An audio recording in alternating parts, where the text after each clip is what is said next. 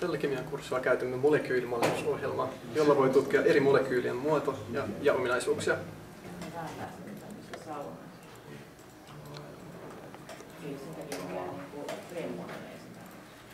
Tässä esimerkkinä vesi, joka koostuu 2 vetyatomista ja 1 happiatomista.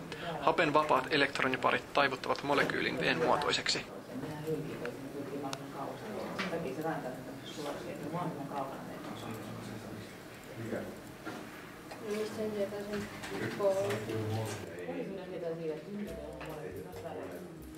Kuvassa näkyy veden potentiaalipinta, missä punainen väri kertoo elektronin tihentymästä ja sininen elektronin vajauksesta.